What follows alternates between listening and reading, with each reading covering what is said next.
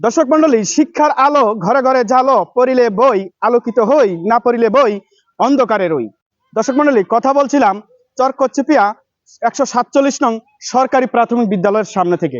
এই বিদ্যালয়টি যে আঙ্গিনীটা দেখতেছেন বা মাঠটা দেখতেছেন, এই মাঠটি জলাবদ্ধতায় প্রতি বছর বর্ষার মৌসুমে ডুবে থাকে, যেখানে ছাত্রছাত্রীরা এই স্কুলে আসার সময় কষ্ট হয় এবং কি কোমলমতি শিশুরা খেলাধুলা করার যে পরিবেশটা এই স্কুল মাঠে থাকে সেটা কিন্তু তারা পাচ্ছে না, যার জন্য মেধা বিকাশে সমস্যা হয়। এবং স্কুলে আসা যাওয়ার জন্য যে ছাত্ররা আসতেছে, অনেক সময় স্কুলে আসার সময় তাদের যে ব্যাগ বা যে ইউনিফর্ম রয়েছে অনেক সময় হোঁচট খেয়ে পড়ে, পানিতে ভিজে যায় বা কাদায় নষ্ট হয়ে যায়। সেক্ষেত্রে তারা ওই দিন স্কুলে ক্লাস করতে পারে না বা পড়াশোনা করতে পারে না।